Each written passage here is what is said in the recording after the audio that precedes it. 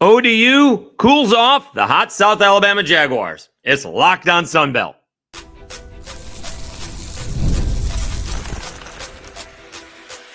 You are Locked on Sunbelt, your daily podcast on the Sunbelt Conference, part of the Locked on Podcast Network, your team every day. All right, Dave Schultz, Locked on Sunbelt, your teams every day. Today's episode brought to you by Game Time. Download the Game Time app, create an account, and use code LOCKEDONCollege for $20 off your first purchase. All right, hopefully everybody had a great weekend. We got Arkansas State bouncing back versus Troy, and the Raging Cajuns with a win and move on. We will get to the football later on in the week, but we'll concentrate on basketball today. Little natural lighting. Have the day off, so we'll enjoy that, and obviously a little bit late with the podcast, but it is what it is. And I do apologize. I sort of mentioned it. Someone did say I did see it coming, but I should have seen it more coming that I did.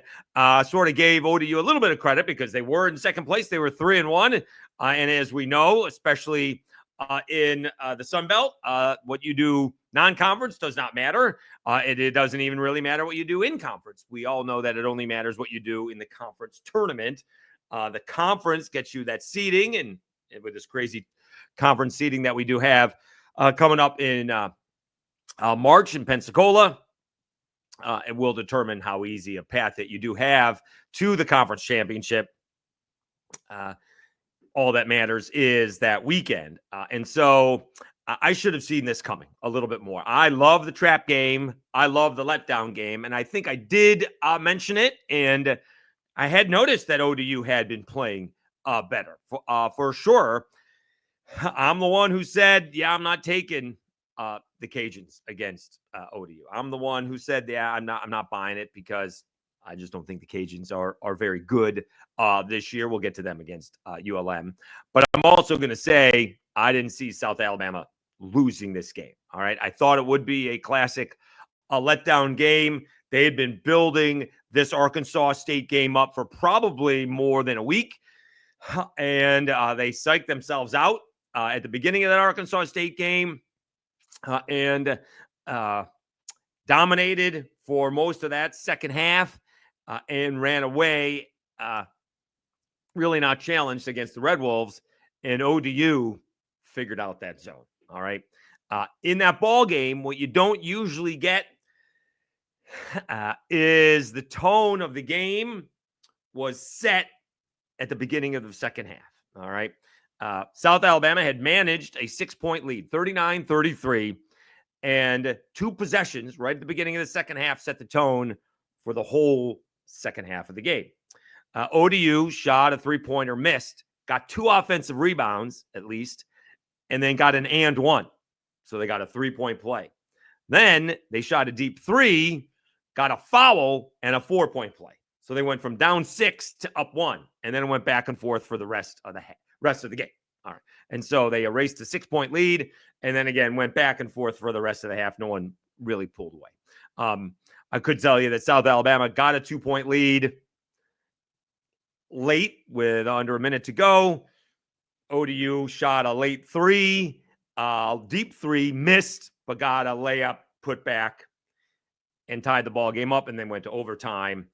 But even if South Alabama got that, it still would have been about 45 seconds. Got the rebound. It still would have been 45 seconds left. So ODU didn't have to foul. And South Alabama would have had to make free throws, or ODU just would have had to play defense. They would have had another possession. So ODU was going to get another possession unless South Alabama missed and got the rebound, and then they would have had to foul.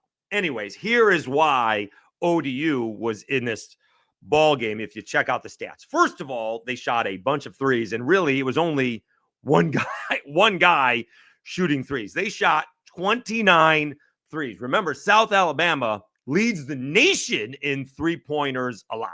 All right.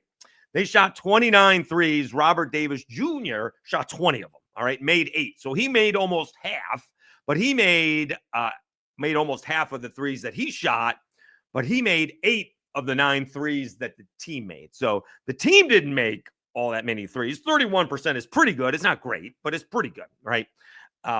So 9 out of 29 is okay. He shot 8 out of 20, which is pretty good. That's actually very good, right? That's 40%. Although he was 8 out of 22 from the floor, that's not very good. But he was the only one shooting threes, interestingly enough. He finished with 25 points, so that's obviously going to work. But here is the difference. They were 27. ODU was 27 out of 63 from the floor. They made 9 out of 29 threes, but 27 field goals. So they made 18 twos. Arkansas State made 21 field goals, 12 were three-pointers, but only 9 twos. So Old Dominion was getting inside. They got 14 offensive rebounds, and they out-rebounded South Alabama 46-34. South Alabama did not score in overtime. Old Dominion won the ball game. I should mention that 71-63. Old Dominion, I mean, both teams, I shouldn't just say South Alabama. Both teams had multiple chances to win this game in the last 5 minutes of regulation, and neither team could really score. South Alabama had multiple chances to score. ODU had multiple chances to score, and outside of the one possession that each team did, neither team did. So they both had chances to win the game in regulation, and it went to overtime. And ODU scored immediately, and then scored a deep three, and then they couldn't do it. The game got away from South Alabama. The one thing I didn't like about, and I'm going to tell you this was a good loss for South Alabama. All right. They were a little bit cocky. All right. There was a quote in the paper after they beat Arkansas State. And Richie Riley said they've been talking about chokeouts for the whole season. First of all, they have not been playing the way they had been playing this way, except for like the last 5 or 6 ball games. They haven't been blowing everybody out. That's why this stuff has been coming out of nowhere. They blew JMU out and Mobile out, and we're wondering what's going on. Then they went to Georgia and blew out the Georgias, and then they blew out Arkansas State. This stuff kind of came out of nowhere, and they're talking about chokeouts. Well, outside of maybe top 25 votes, you really don't get any more bonus points for blowing teams out, right? You really don't.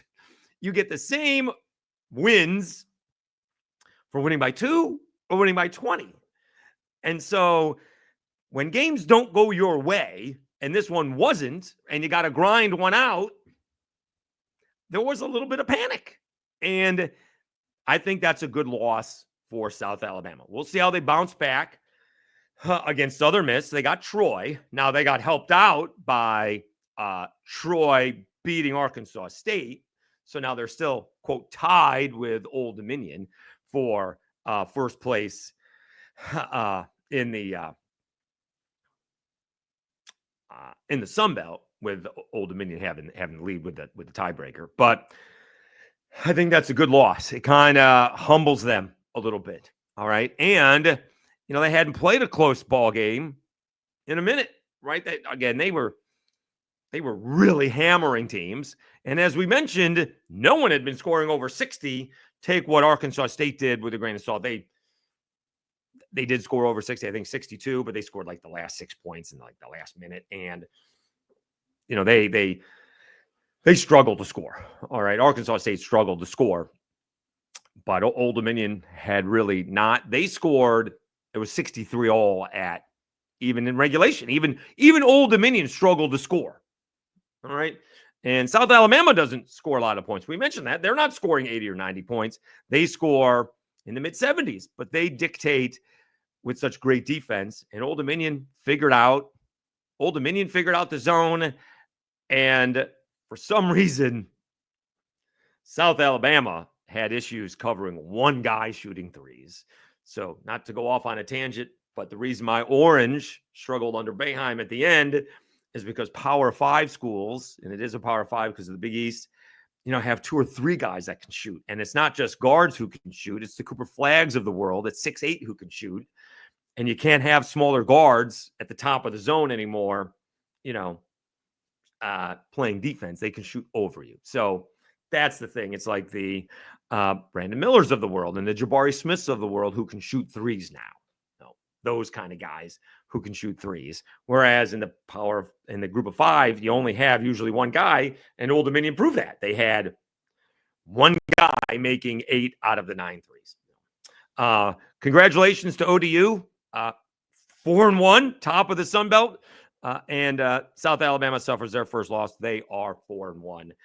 And I guess I would say that was a humbling loss. All right. You don't need chokeouts. You just need wins. No, that's the way I would say it. They were getting a little too cocky for their own good. All right. Let's take a timeout. We'll come back. Arkansas State, they bounce back with a nice win over Troy. We'll do that after I tell you about TurboTax.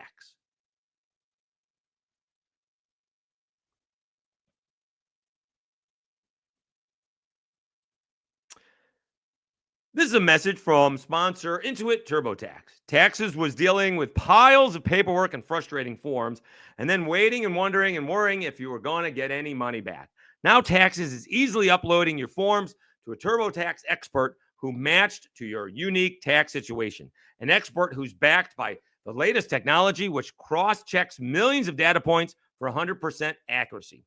While they work on your taxes, you get real-time updates on their progress, and you get the most money back guaranteed. All while you go about your day. No stressing, no worrying, no waiting. Now this is Taxes. Intuit TurboTax. Get an expert now on TurboTax.com. Only available with TurboTax Live full service. Real-time updates only in iOS mobile app. See guaranteed details at TurboTax.com/guarantees.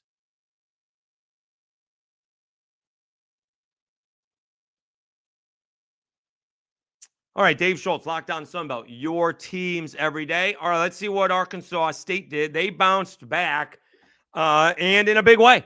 They were struggling again against Troy. They beat Troy 84-78. They're down by 9 on the road to Troy, 43-34. Kobe Julian comes off of the bench, plays 27 minutes to score. I mean, that's a pretty good ball game. 27 minutes, 10 points, 5 rebounds, does get 4 personal fouls. They are led by Taryn Todd, 21 points in 36 minutes. Joseph Pinion had 17 points. Terrence Ford had 15 points. Tayton Conerway, of course, 32 points. I mean, listen to this, 8 out of 12 shooting and 12 from 15 from the free throw line. I mean, this seemed to be a free throw shooting contest. Troy went to the line 20 and 28 times. They made 20 out of 28, and Arkansas State made 23 out of 27. This is a close ball game. Arkansas State 9 out of 23 from 3, and Troy 10 out of 25. So really close turnovers. Troy had 11. Arkansas State had 8. Really close. And Arkansas State did have 10 steals to Troy's 6, so it feels like that's the difference. And the turnovers again were 11 to 8, so that seems to be the difference. That's a good job by Arkansas State because I mean, goodness gracious, they were looking at 3 losses in a row. They were looking at a 3-game losing streak. To JMU, South Alabama, and Troy. They were staring at a 3-game losing streak. Down 9 at half. And they did a really good job pulling them. In fact, they got down by 11. Conerway made a layup and making it 45-34 right away. Let's see when they did tie this thing up. I mean, they're down. Sang made 2 free throws. They're still down by 7. 10 minutes to go. It's still a 7-point game. Sang made a 3-pointer for Troy. It's still a 7-point game. Goodness. Theo Sang made a free throw. It's still a 6-point game with just under 6 minutes to go. And so, I mean, Arkansas State hung tough. I mean, Sang made a free throw with 5:49 to go, missed the back end of the 2-shot foul, made it 70-64. Ford made a layup. Julian made a layup with 5 minutes to go, and it felt like Troy faltered from there as Arkansas State controlled it down the stretch. So good job by Arkansas State beating Troy 84-78. Don't look now, but all of a sudden, Georgia State is hot. 79-74 over Coastal Carolina. The Panthers have now won 3 in a row, beating the Cajuns, beating Georgia Southern, and beating now Coastal Carolina. All right, for Georgia State, Zariq Nutter, 23 points off of the bench in just 27 minutes. That's impressive. Tenari Lane, 19 points. Cesar Edwards, 15. Nick Mullen had 12. Again, doesn't really matter what you do out of conference. 7-10 overall, but 3-2 in conference play. Coastal Carolina falls to 1-4 in conference play.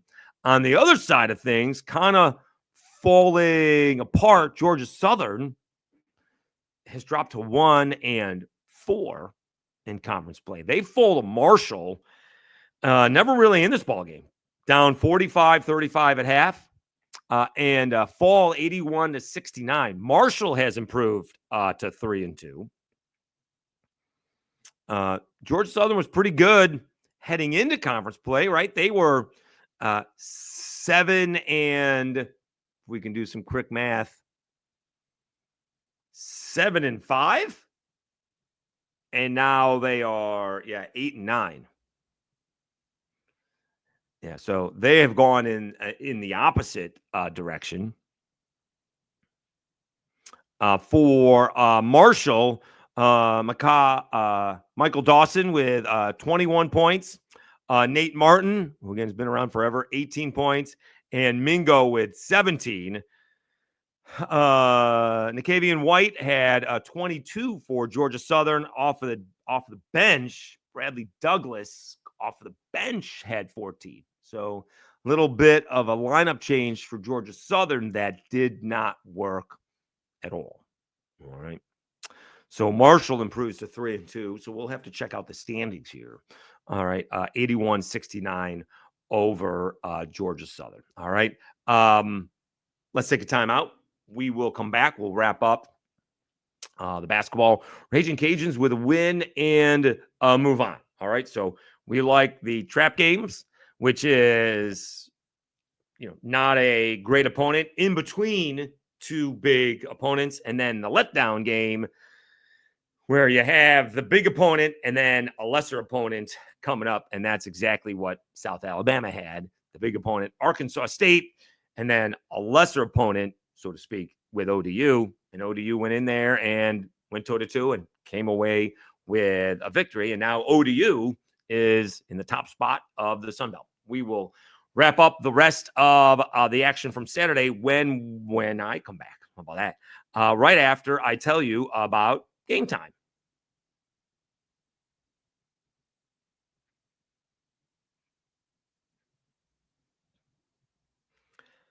Attending the new 12-team college football playoff is an incredible experience that brings fans together like never before.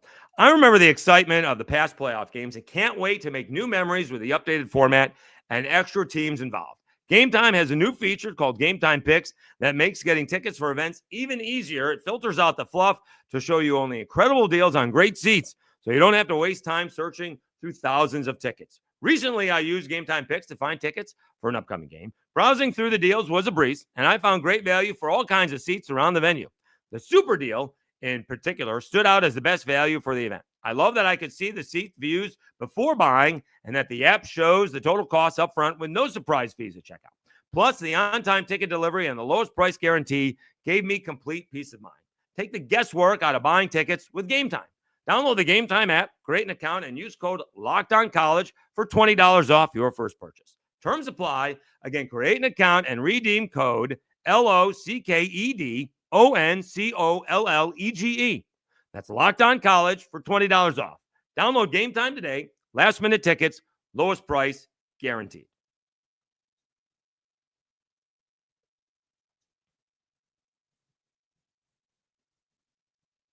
All right, Dave Schultz, Locked On Sunbelt. Your teams every day. We'll get to the Cajuns in a minute. How about App State? 86-66. Gotta believe CJ Huntley has got to be in there for early consideration for Player of the Year. 21 points, 8 rebounds. This game was not particularly close. App led JMU. They beat JMU 86-66. They led JMU 49-30 at half, and it just wasn't close. It was a relatively close second half, 37-66, or 37-66. We'll try that again. 37-36 in the second half. But I saw this was like a 25, 30-point game in the second half.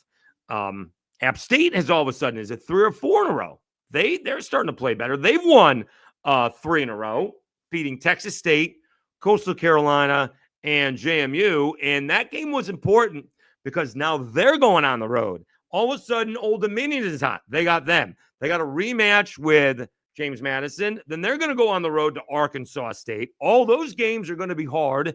They're not going to be favored at ODU. They're not going to be favored at JMU, and they're not going to be favored at Arkansas State. And then they got to go to Monroe. All right. They may be favored against Monroe. All right. Then they come home, and then they get Old Dominion, Georgia State, and Southern Miss. But that's a few weekends off. So that game was really important to win. That game to stay hot. And so now App State has improved. Are they now 3-2 as well? They're now 3-2. So that's doing a good job turning things around. Miles Tate, he also a big ball game. He had 21 points, 7 rebounds, and 7 assists. All right. Also 3 steals and only 2 turnovers. Jaleel Beaubron, 16 points to go with his 4 rebounds. So App State really dominated this game from the get-go. JMU had that big ball game against Arkansas State and has lost a couple in a row since. They're dropped to 2 and 3. Elijah Hutchins Everett, 19 points. AJ Smith had 13, and Mark Freeman had 10. All right. Meanwhile, the Cajuns, they got the classic win and move on against Monroe. Monroe does not have a win in the conference. They've only won 4 ball games all year. They are 0-5. They were leading the Cajuns 35-30 at half. Cajuns eke out a 71-68 victory. Kentrell Garnett had 15 points. Mustafa had 10. They got some nice production off the bench.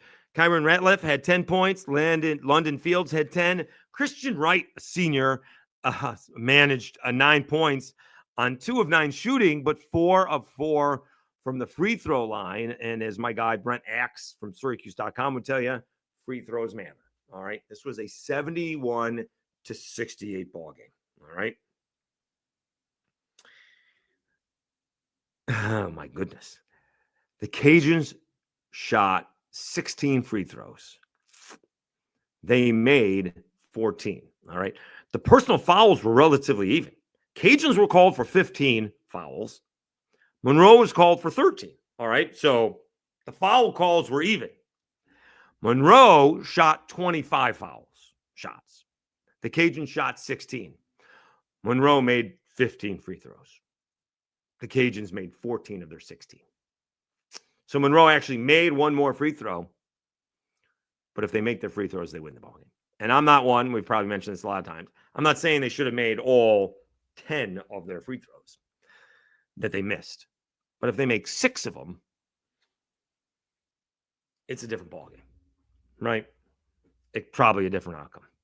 You just make 60% of the ones that you missed, or 30 or 40% of the ones that you missed, and who knows what happens. It's a different outcome. You can't be missing 10 free throws and lose by 3. All right. I did not watch this ball game. Let's see exactly how the game ended. Cajuns were down by 8 early in the second half, down by 9 early in the second half. They did, let's see here. They did take the lead around midway through. Then it seemed to be a little bit back and forth, tied at 60 with about 4 minutes left to go. Let's see the last lead that ULM had. Looks like it's, oh goodness. I don't think they retook the lead. They didn't have the lead for a minute, but they had tied it up at 62. Colty Young made a layup, made it a 1-point game, 65-64 Cajuns. And that seems to be, Makai Willis made 2 free throws, making it, he did hit 2 free throws, made it 67-66 Cajuns. They actually had a shot. Christian Wright's layup got blocked, and Willis missed a jumper. Christian Wright made 2 clutch free throws with 13 seconds left. Brandon Hardy actually fouls Tyrese Watson. He does make 2 free throws, and then Christian Wright made 2 more free throws with 2 seconds left, and that was it. So Monroe actually had a chance to tie this one up and miss that opportunity. So that's a good win for the Cajuns. You got to get any win that you can. Monroe's just not a good basketball team. There's no way to sugarcoat it. Give credit for Monroe to be competitive and not roll over.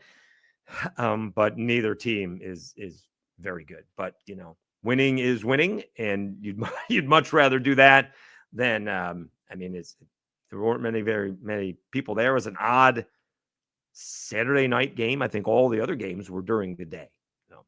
We do have, and I'll pay attention, I missed it last week, there are actually Wednesday ball games this week. I don't know why I missed it last week. We actually have 3 games. Southern Miss, South Alabama is Wednesday. Troy and Monroe is Wednesday. Georgia State and Texas State is Wednesday.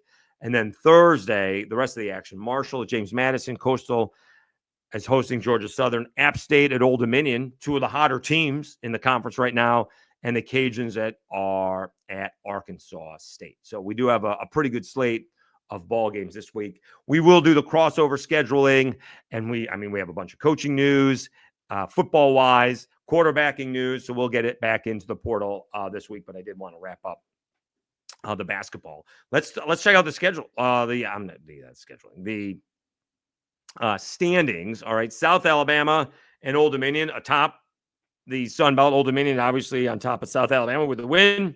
They're both 4-1.